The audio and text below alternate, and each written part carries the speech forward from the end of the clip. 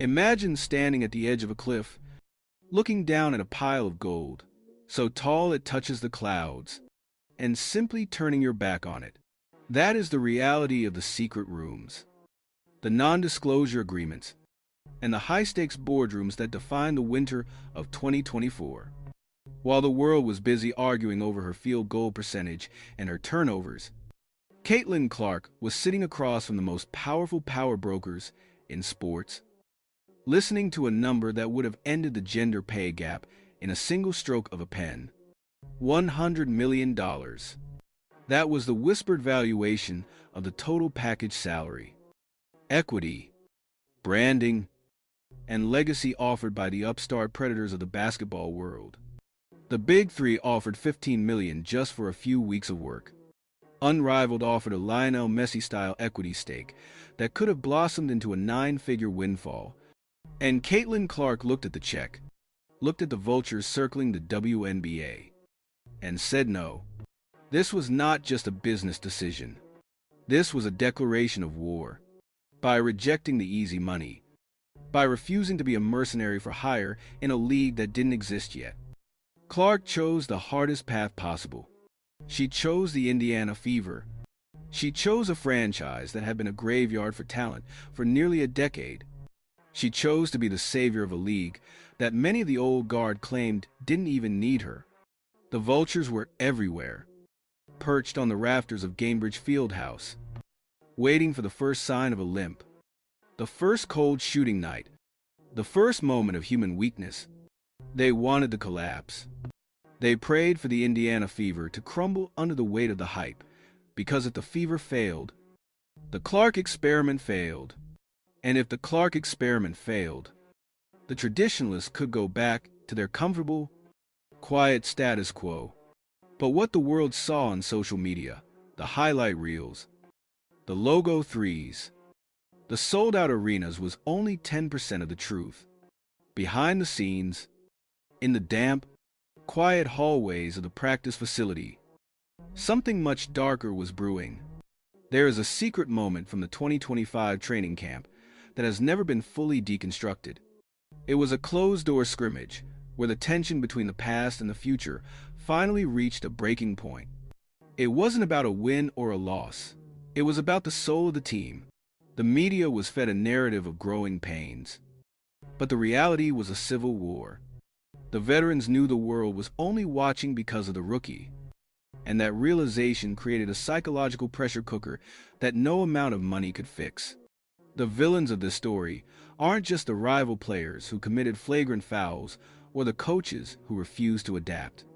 The true villains are the doubters who framed her loyalty as a mistake. They called her naive for not taking the $100 million exit ramp. They claimed she was a corporate product being protected by the league office. But you cannot manufacture the kind of cold-blooded resolve it takes to walk away from generational wealth to play for a $60,000 base salary in a city that had forgotten how to win. This rejection set the stage for the most volatile season in the history of women's sports. It created a winner and a loser before the first whistle even blew. The winner was the integrity of the game. The loser was every critic who thought Caitlin Clark could be bought.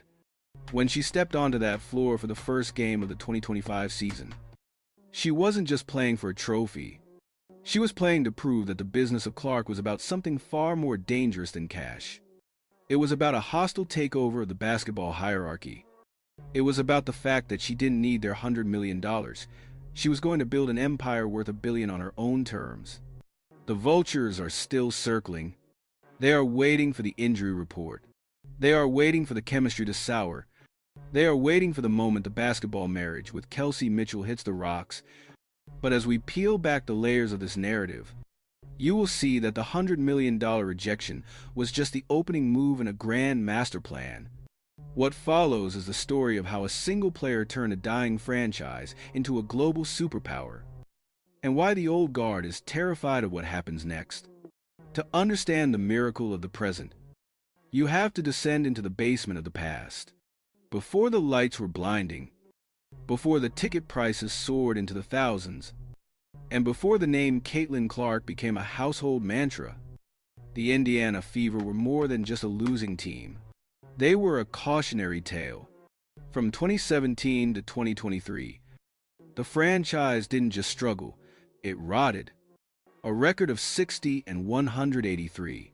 Let that number hang in the air for a second. 60 wins in 7 years. In that same span, they piled up 183 losses.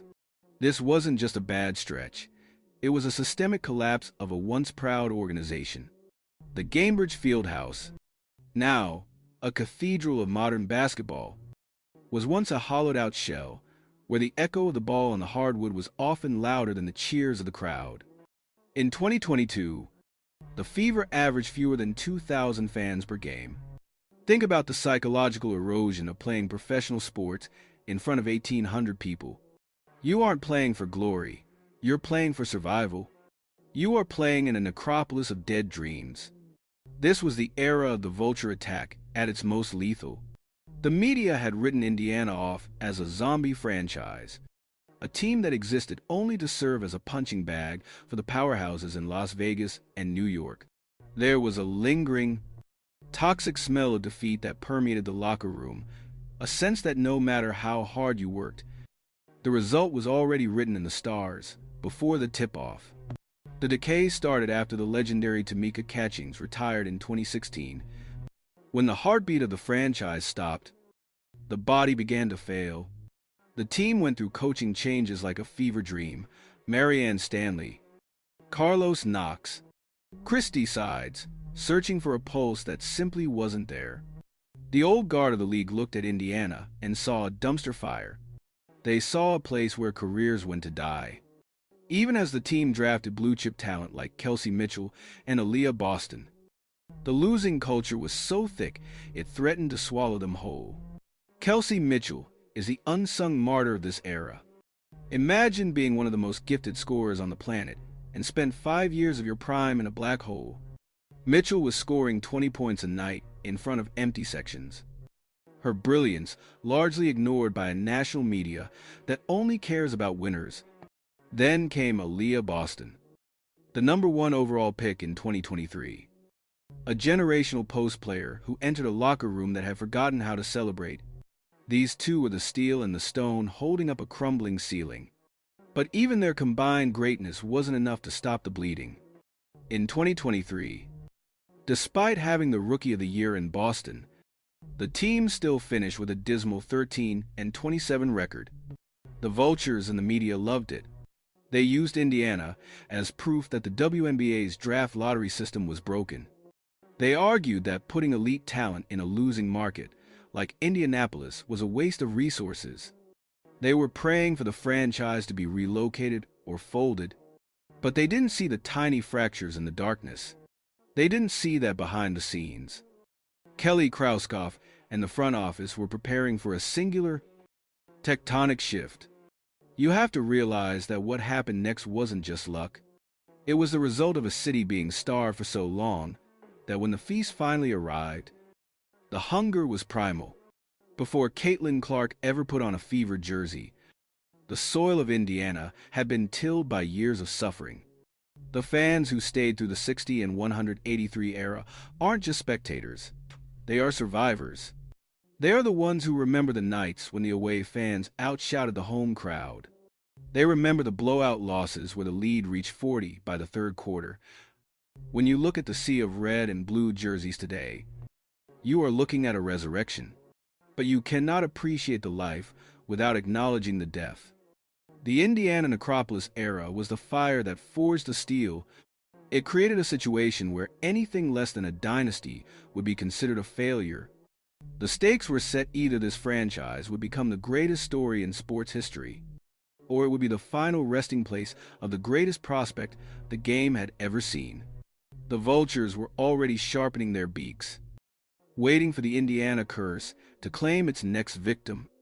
They didn't realize that the girl from Iowa was already used to the cold. There is a specific kind of silence that follows the sound of a human body breaking. It is a hollow, ringing void that drowns out the roar of 18,000 fans. In the 2025 season, that silence became the soundtrack of the Indiana Fever. To understand the gravity of this moment, you have to understand that Caitlin Clark was viewed not as a person, but as a machine, a perpetual motion engine of logo threes and full-court dimes. But the reality of the WNBA is a brutal, physical tax that eventually collects from everyone. The injury nightmare was not just a medical setback. It was a 1,500-word psychological horror story that threatened to validate every vulture who said she was too frail for the grown woman's league. It began with the micro-traumas. You could see it in the way she adjusted her knee brace in the second quarter against Chicago. You could see it in the grimace after a hard screen in Vegas. The schedule was a meat grinder, 36 games in a condensed window, cross-country flights, and the target on her back that grew larger with every win. The first real crack in the armor was a grade 2 quad strain. It happened on a routine drive to the basket, a non-contact stutter step where the muscle simply gave up under the pressure of 300 days of consecutive high-intensity basketball. For the first time in her life, the girl who owned the airwaves was anchored to a training table. This is where the psychological erosion begins. When you are the sun that a franchise orbits around, your absence creates a cold, dark vacuum. The locker room changed. The energy in the building shifted from anticipation to anxiety. And while Clark was trapped in the cold tubs and the physical therapy sessions, the vultures began their feast. This was the era of the I told you so media cycle. The old guard pundits took to the airwaves, leaning into the microphones with a predatory gleam in their eyes. They claimed that the Clark effect was a fluke, a product of hype that couldn't survive the physical reality of the professional game. They whispered that she was damaged goods, and that the Indiana Fever had gambled their entire future on a glass ceiling that had finally shattered. The mental toll of being sidelined is a specific kind of hell for a hyper-competitor.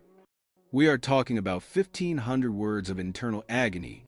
Imagine watching from the bench in street clothes while your teammates struggle to find their rhythm without you. Imagine seeing the ticket prices drop in real time because the main attraction is on ice. Clark wasn't just fighting a muscle tear. She was fighting the perception of her own fragility. She spent those weeks in a state of clinical obsession. She wasn't just doing reps on a leg extension machine. She was scouting.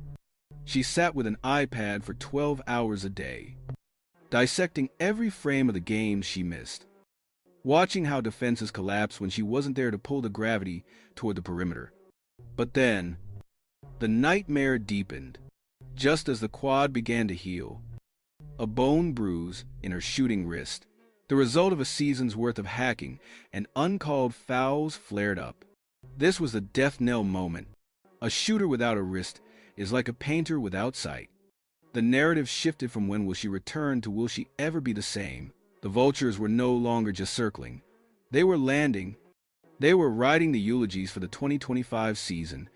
They pointed to the way her shooting percentages had dipped right before the injury, as proof that the league had solved her. What they didn't see was the flesh and the steel transformation taking place in the dark. While the media was busy discussing her replacement in the All-Star game, Clark was undergoing a mechanical overhaul. She realized that her body, as it was currently built, could not sustain the hostile environment of the WNBA. She had to become something harder. She had to trade the lean, collegiate frame for something that could absorb a blindside screen from a 250-pound center and keep moving. This section of her career was defined by the invisible work. It was the 5 a.m. sessions with personal trainers who pushed her until she vomited. It was the blood flow restriction training that turned her rehab into a torture chamber. She wasn't just trying to get back on the court. She was trying to ensure that when she did return, she would be unrecognizable to the vultures who had already started picking at her legacy. The injury nightmare was the period where the Iowa girl died, and the professional assassin was born. The flesh had failed, so she decided to replace it with steel. By the time the medical staff cleared her for full contact practice, the Fever were 10 games under 500. The season looked lost. The vultures were satisfied. But in a closed-door practice in late July, Clark walked onto the floor, hit 10 consecutive threes from the logo, and didn't grimace once. The nightmare was over, but the vengeance was just beginning. If Chapter 3 was about the breaking of the body, Chapter 4 is about the poisoning of the well. In the vacuum of Caitlin Clark's absence, a specific kind of opportunistic malice began to fester. This was the vulture's feast, a period where the skeptics, the jealous rivals, and the gatekeepers of the old guard stopped whispering and started shouting. They didn't just want her to fail, they wanted her to be forgotten. They wanted to prove that the great white hope of the WNBA was a marketing gimmick that had finally been exposed by the cold, hard reality of professional basketball. The villains of this story aren't just names on a jersey. They are the architects of a narrative designed to diminish greatness. We start with the talking heads, the former players turned analysts who occupied the daytime sports slots. They leaned into their microphones with a smug, predatory satisfaction. The league is too physical for her, they claimed. She's a volume shooter who can't handle the blitz. They pointed to the Indiana Fever's record without her not as a sign of her value, but as proof that the team was better off developing a balanced attack instead of catering to a superstar. They were selling the idea that the WNBA was better off without the circus, better off returning to the quiet, niche corner of the sports world where they felt most comfortable. Then there were the on-court vultures. With Clark on the sidelines, the physicality of the league didn't decrease. It shifted toward her teammates as a proxy. But the real vitriol was saved for the digital space. Every night, as the Fever struggled, the vultures on social media would trend. They would post clips of her turnovers from the first month of the season, framing them as her true legacy. They were praying for the Indiana Fever to collapse into the lottery again, because a second consecutive failure would mean the Clark era was over before it truly began. They called her a corporate plant, suggesting the league office had rigged the draft just to save a dying franchise. And now that the plant was withered, they were ready to rip it out by the roots. But the most dangerous vultures were the ones who disguised their attacks as concern. These were the writers who penned long-form essays about the danger of burnout and the unrealistic expectations placed on a young woman. It was a subtle form of gaslighting. By claiming they were worried about her mental health, they were actually implying she wasn't mentally tough enough to handle the pressure. They were trying to build a cage of low expectations around her, hoping she would climb inside and stay there. They wanted her to come back as a role player, a distributor, someone who didn't rock the boat or challenge the established hierarchy of the league's superstars. The vulture attack reached its peak during the mid-season break. While Clark was in the gym, sweating through the invisible work we discussed in Chapter 3, a prominent former All-Star went on a podcast and said, "The league has figured her out. If she comes back, she's just another guard." That quote went viral.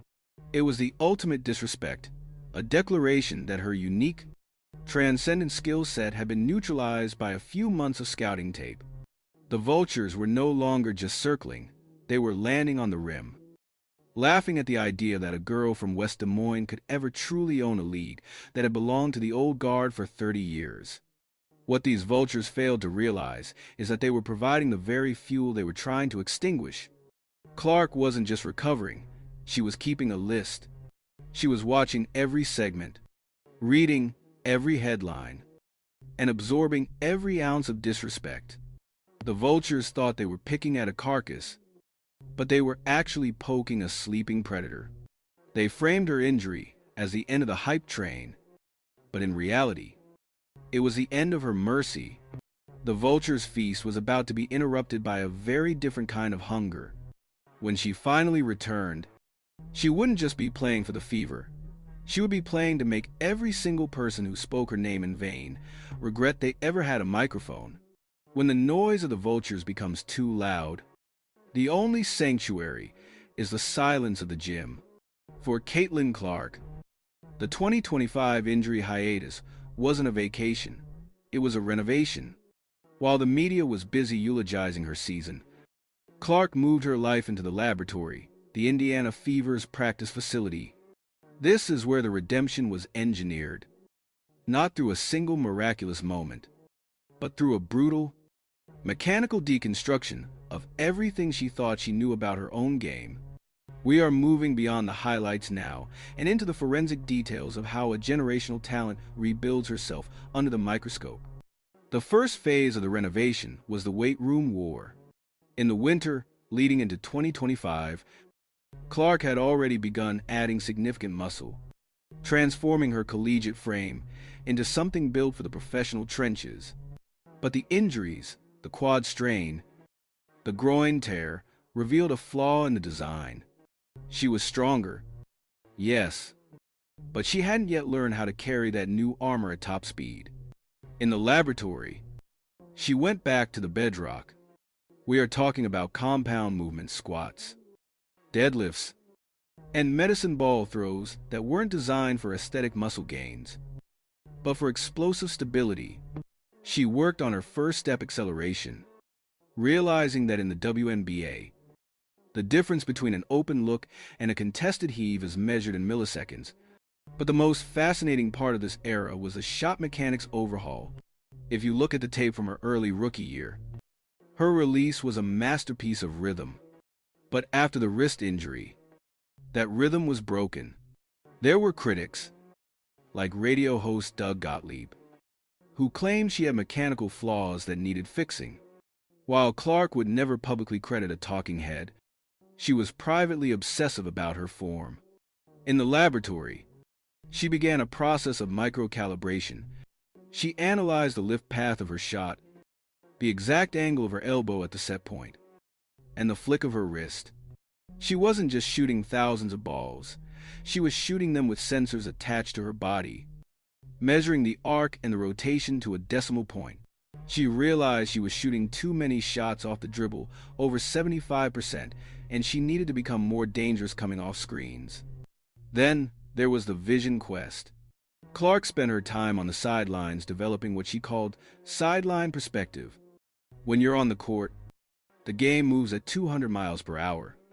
When you're on the bench, it slows down to a crawl. She began to see the shadows of the defense the way a help-side defender would cheat toward the paint 2 seconds before the pass was even made. She studied the Fever's offense like a grandmaster studying a chessboard, identifying exactly where Leah Boston and Kelsey Mitchell needed the ball to be most effective. This wasn't just about passing, it was about manipulation. She was learning how to use her eyes to move defenders, how to sell a drive to the left while her brain was already 3 steps ahead, plotting a cross-court whip to the corner. The laboratory was also where she addressed her turnover crisis. In 2024, she led the league in turnovers, a stat the Vultures used as a blunt instrument to beat down her legacy. In her rehab sessions, she worked on tight window ball handling, using heavy ball drills to ensure that when the hostile guard or the old guard tried to reach in, her handle was ironclad. She learned the value of the simple play, the realization that sometimes a chest pass to a trailing teammate is more lethal than a 40-foot nutmeg through a defender's legs. The transition was physical, mental, and spiritual. By the time the Fever broke ground on their new $78 million training center, a palace designed exclusively for the needs of the female athlete, Clark was already its primary inhabitant. She was the ghost in the machine, the girl who refused to leave until the mechanical flaws were gone, and the speed vision synergy was perfect. When she finally stepped back onto the court for that Commissioner's Cup game against the New York Liberty, she didn't just look healthy, she looked reprogrammed. She put up 32 points, 9 assists, and 8 rebounds. And for the first time, she did it without looking like she was breaking a sweat. The laboratory had produced a version of Caitlin Clark that was no longer just a shooter. She was a system, and the system was about to crash the entire league. In the high-pressure ecosystem of professional sports, chemistry cannot be manufactured in a marketing meeting. It is forged in the fire of shared failure and mutual respect. This is the story of the basketball marriage between Caitlin Clark and Kelsey Mitchell, a partnership that pundits originally predicted would end in a messy, ego-driven divorce. To understand why this duo became the most lethal backcourt in the history of the WNBA, You have to look past the box score and into the micro interactions that define their bond. We are talking about two generational scorers, two alpha personalities, and one basketball. The old guard narrative was simple. Kelsey Mitchell had been the face of the franchise for 6 years of darkness. She had carried the scoring load through the Necropolis years, and the arrival of a rookie who took 30 shots a game was supposed to be the breaking point. The vultures were circling, waiting for the first eye roll on the bench, the first public complaint about shot attempts, the first sign of a locker room split. But what they didn't see was the vow of silence taken by both players early in 2024. They didn't talk to the media about each other. They talked to each other about the game. The chemistry began to crystallize during the 2025 comeback. We analyzed the body language like expert scouts. Look at the way Mitchell began to run the floor the moment Clark touched the ball in the backcourt. This wasn't just running a lane. This was a rhythmic understanding of spacing. Mitchell, one of the fastest players in the world, realized that if she sprinted to the corner, Clark's Vision Quest passing would find her every single time. In return, Clark realized that Mitchell was the ultimate release valve. When defenses would blitz the high screen, Clark didn't have to force a logo three. She had a world-class assassin waiting on the wing. This was a marriage of necessity that turned into a marriage of choice. We look at the hidden details of their synergy. In a late-season game against the Las Vegas Aces, there was a sequence where Clark was trapped at half-court. Most rookies would have panicked or called a timeout. Instead, she didn't even look. She flicked a behind-the-back pass into a pocket of space that appeared empty. A half-second later, Kelsey Mitchell arrived at that exact spot, stepped into a three, and buried it. That is not a play you draw up on a whiteboard. That is basketball telepathy. It is the result of thousands of hours of shared reps in the laboratory, learning the exact cadence of each other's movements. But the marriage wasn't just about the on-court product. It was about the psychological shield they provided for one another. When the media vultures attacked Clark for her turnovers, Mitchell was the first to step to the microphone and defend her. When the critics claimed Mitchell was too old for the new era, Clark made it her mission to ensure Mitchell had the highest scoring season of her career. They became a unified front against the old guard. They weren't just teammates. They were co-conspirators in a hostile takeover. The 200-word rule applies here to their impact on the league's status quo. Prior to the Clark-Mitchell era, the WNBA was a league defined by post-dominance.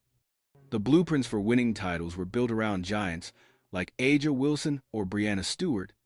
Clark and Mitchell tore that blueprint to shreds. They proved that two guards with unlimited range and elite speed could dictate the terms of a game more effectively than any seven-footer. They forced every other team in the league to change their defensive schemes, moving the point of attack 40 feet away from the basket. They didn't just win games, they changed the geometry of the sport. As we move toward the legacy and the dynasty years, the Clark-Mitchell marriage stands as the cornerstone of the Indiana Fever's resurgence. It was the moment the franchise stopped being a development project and became an empire. The vultures who predicted a clash of egos were forced to watch in silence as the two stars shared a hug after clinching the top seed in the playoffs. They had survived the injury nightmare. They had ignored the noise. And they had found a way to share the spotlight without diminishing their own light. This was the union that the league feared most, a partnership that made the unbeatable look vulnerable. The hierarchy of a professional sports league is not a polite suggestion. It is a rigid, unspoken social contract enforced by the veterans who built the house. When Caitlin Clark entered the WNBA, she didn't just knock on the door. She kicked it off the hinges and set the foyer on fire. This was the hostile takeover, a period where the old guard realized that their era of quiet dominance was being systematically dismantled by a 22-year-old from West Des Moines. To understand the friction of this chapter, you have to look past the box scores and into the physical brutality of the 2024 and 2025 seasons. The old guard, led by the legendary Diana Taurasi and the vocal titans of the league, initially framed the transition as a rite of passage. Taurasi famously warned that reality is coming, implying that the college game was a playground and the WNBA was a war zone. But as the season progressed, the line between physicality and hostility began to blur. We analyzed the takeover through the lens of the flagrant fouls, the shoulder shots from Chennedy Carter, the midair shoves from Marina Mabre, and the relentless, uncalled hacking that Clark endured every single night. These weren't just basketball plays, they were messages. The message was simple: you might have the fans, but we have the floor. But here is where the hierarchy actually broke. Clark refused to play the victim. In fact, she did something far more terrifying to the establishment. She began to give it back. By the 2025 season, the girl who was being welcomed to the league had become the one doing the welcoming. We look at the hostile shift in her own game. She began to use her reprogrammed body from the laboratory to initiate contact. She learned the dark arts of the veteran guard, the subtle elbow to the ribs during the screen, the tactical chicken wing to create space, and the psychological warfare of refusing to acknowledge a hard foul. When she was knocked to the floor, she didn't look for a whistle, she looked for the next possession. The turning point of the hostile takeover occurred in a high-stakes match against the Connecticut Sun. After a particularly egregious non-call, where Clark was poked in the eye, the old guard expected her to crumble. Instead, she responded with a three-possession blitz that effectively ended the game. She hit a transition three, stole the inbound pass, and then delivered a look-away dime to Aaliyah Boston that left the Sun defense paralyzed. That was the moment the hierarchy shifted. It was no longer about whether Clark could survive the league. It was about whether the league could survive Clark. This takeover extended into the business of the game. For 28 years, the WNBA had operated under a specific set of rules regarding player power and media access. Clark ignored them all. She brought her own security, her own brand partners, and a level of economic leverage that the old guard had never dreamed of. When she stood at the podium and told reporters, "You guys came for basketball. Let's talk about basketball," she was effectively silencing the noise that the veterans used to control the narrative. She was declaring that the Caitlin Clark effect was not a guest in their house, it was the new landlord. The 200-word rule on the impact of this takeover. The WNBA hierarchy had long been built on seniority. You paid your dues, you sat on the bench, and you waited for the legends to retire before you took the mantle. Clark's hostile takeover incinerated that concept. By forcing the league to adopt charter flights, by driving a media rights deal worth $2.2 billion, and by commanding 70% of the league's jersey sales, she rendered seniority obsolete. The veterans who had spent a decade fighting for scraps were suddenly looking at a landscape where a second-year player was the primary breadwinner for the entire organization. This created a level of resentment that no locker room speech could heal. It was a hostile takeover in every sense of the word: financial, physical, and cultural. As the 2025 season reached its apex, the old guard was forced into a choice: adapt or go extinct. Some, like the retiring legends, chose to exit the stage with grace. Others continued to throw vulture shade from the sidelines. But the verdict was already in. The Indiana Fever weren't just a team anymore. They were the new center of the basketball universe. The hierarchy had been toppled, and in its place stood a dynasty in the making. If the game of basketball is played with a ball and a hoop, the game of legacy is played with equity and influence.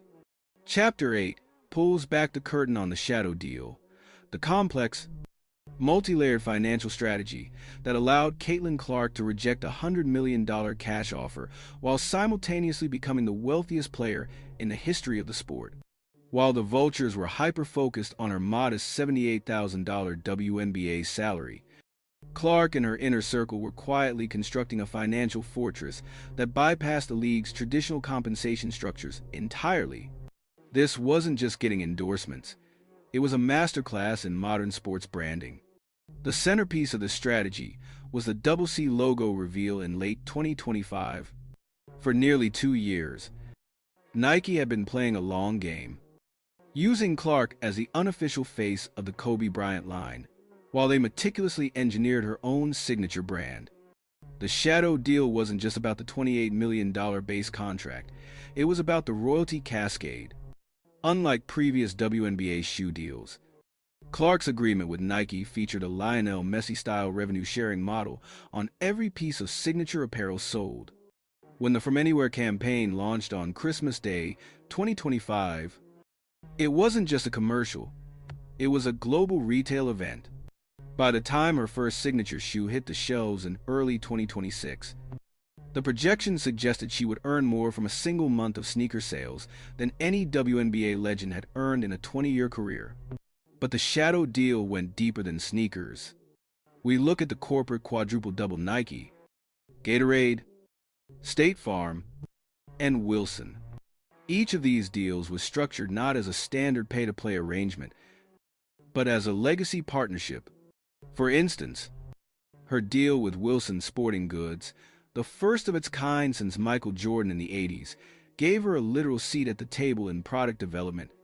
She wasn't just holding a basketball in a photo shoot, she was designing the future of the game's equipment. This level of vertical integration meant that as the WNBA's revenue tripled, Clark's personal net worth didn't just grow, it exploded. This is where the mystery tease from the first 3 minutes comes full circle. Behind closed doors, Clark's team wasn't just negotiating with brands, they were negotiating with the league itself. There are whispers of a shadow equity, understanding a realization by league owners that Clark's presence was the primary engine behind the new $2.2 billion media rights deal. While the CBA restricted her direct salary, the Clarkonomics study revealed she had added over $82 million to the Iowa economy alone. By the time she hit professional year 2, that number on a national scale was in the hundreds of millions. The shadow deal was the unspoken agreement that if Clark stayed in the WNBA and rejected the rival leagues, the ecosystem would be rebuilt to reward her value beyond the court. The 200-word rule on the business impact, the shadow deal effectively broke the WNBA's poverty mindset. For decades, the league had operated on a model of scarcity, begging for scraps of airtime and sponsorship dollars. Clark's financial blueprint proved that a female athlete could be a growth stock. Because of her, we saw a surge of private equity investment into new franchises: Golden State, Toronto, Portland, with expansion fees skyrocketing from $50 million to $250 million in a matter of months. Investors weren't buying women's basketball, they were buying into the Clark economy. The shadow deal didn't just make her rich, it provided the proof of concept that women's sports could be a billion-dollar industry. The business lore of Caitlin Clark is ultimately a story of leverage. By saying no to the $100 million offer from Unrivaled, she proved she couldn't be bought by the highest bidder.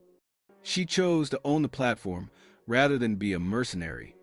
As we enter the legacy phase of her career, it's clear that her bank account is a reflection of her impact. Over 99% of her $16 million 2025 haul came from off-court deals. She had turned the WNBA into her own personal laboratory for brand expansion, leaving the vultures and the skeptics to wonder how they ever let her get this much power. The word dynasty is often tossed around loosely in sports, but in the context of the Indiana Fever between 2026 and 2028, it isn't hyperbole, it is a statistical inevitability. By the time the 2026 season tipped off, the necropolis of the past had been fully paved over by a basketball empire. The reconstruction that began in the laboratory had yielded a starting five that looked less like a roster and more like a collection of tactical weapons. To understand the favored dynasty, you have to look at the AAA infrastructure: Aaliyah, Ace, and Authority. The anchor was Aaliyah Boston. While the world focused on the perimeter, Boston became the most efficient interior force the league had seen since the prime of Sylvia Fowles. The basketball marriage we discussed in Chapter 6 expanded into a polyamorous offensive system where Boston, Clark, and Kelsey Mitchell operated in a perfect, lethal triangle. By 2026, the Fever had moved into their state-of-the-art $78 million facility, a move that signaled the end of their small market identity. They weren't just a team in Indianapolis, they were a global destination. The 2026 season was the year the Caitlin Clark effect achieved its final form. We are talking about a $2.2 billion media rights deal that was largely leveraged on the back of the Fever's viewership. The 200-word rule on the dynasty's impact. The Fever didn't just win games, they broke the business of basketball. In 2026, Indiana led the league in attendance for the third consecutive year, but the secondary market was where the real story lived. Ticket prices for a Fever road game were 400% higher than the league average. They were the traveling circus of the modern era, a team that turned every arena in the country into a home game. This economic dominance allowed the Fever to navigate the 2026 expansion draft with a level of aggression that terrified the rest of the league. While the Toronto Tempo and Portland Fire were picking through the scraps of other rosters, the Fever were using their shadow deal leverage to attract the best role players in the world, building a bench that could win 20 games on its own. The on-court product in 2027 was a masterpiece of pace and space. Clark, fully healed and carrying an additional 10 pounds of lean muscle, was no longer just shooting, she was solving defenses. We analyze her 2027 MVP campaign. She averaged 11 assists per game, a number that would have been physically impossible in the old guard era. She was playing point guard at a level that forced the league to consider changing the defensive 3-second rules just to keep games competitive. The Fever won 34 games that season, a franchise record that stood as a testament to the reprogramming we saw in the laboratory. But the dynasty was about more than just regular season wins. It was about the hostile takeover of the playoffs. In 2027 and 2028, the Fever didn't just win titles, they deconstructed their opponents. They faced the New York Liberty Super Team in back-to-back finals, a clash of civilizations that drew more viewers than the NBA Finals in several key demographics. This was the era where the Vultures finally went silent. You can't call a player a fluke when they are holding 2 rings and 3 MVP trophies by the age of 26. The 2028 season was the legacy capstone.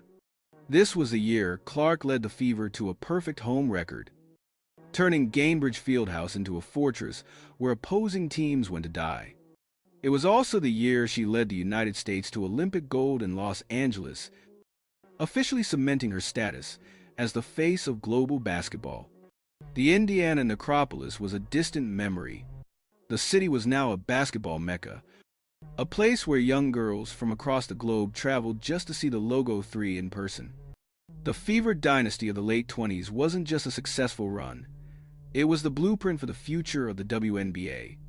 It proved that one generational talent, supported by a basketball marriage and a shadow deal financial strategy, could lift an entire league into the billion-dollar stratosphere. As we look toward the final verdict, we have to ask, was this the natural evolution of the sport? Or did Caitlin Clark simply bend the universe until it broke in her favor? History is rarely written in real time, without the ink being smudged by the emotions of the present. As we stand in the year 2028, looking back at the decade-defining run of Caitlin Clark and the Indiana Fever, the dust has finally settled on the most volatile era in the history of women's sports. We have analyzed the $100 million no, the resurrection of the Indiana necropolis, the injury nightmare that nearly broke the dream, and the hostile takeover that toppled the old hierarchy. But now, we must face the uncomfortable truth that lies beneath the championship rings and the billion-dollar media deals. The final verdict on Caitlin Clark is not a simple tally of points and assists. It is a question of cost. To build an empire, you have to destroy a village. And the village in this story was the traditionalist, niche culture of the WNBA. The Vultures we have discussed throughout this narrative were not just jealous rivals. They were the guardians of a version of the league that no longer exists. They fought so hard because they knew that once the Clark economy took over, the game would never belong to them again. The league became more profitable. Yes, it became more visible, undeniably. But did it lose its soul in the process? We look at the polarizing reality of the 2028 landscape. On one hand, you have the acolytes, the millions of new fans, the little girls in number 22 jerseys, and the corporate partners who poured billions into the sport. For them, Clark is a saint, the woman who finally gave female athletes the financial dignity they deserved. On the other hand, you have the displaced, the veterans and fans who feel the league has become a corporate product, sterilized for mass consumption and hyper-focused on a single individual at the expense of the collective. The most polarizing question of all centers on the price of admission. To elevate the WNBA to the level of the NBA, the league had to embrace the superstar narrative. It had to prioritize the individual over the institutional. Caitlin Clark didn't just play basketball. She became a disruptor in the economic sense of the word. She broke the salary structures. She forced the relocation of teams. And she effectively ended the careers of dozens of old guard players who couldn't keep up with the new, high-speed, high-stakes environment she created. As we close this investigation, the evidence is overwhelming. Caitlin Clark is the most influential basketball player of her generation, regardless of gender. She took a 60 and 183 franchise and turned it into the center of the sporting world.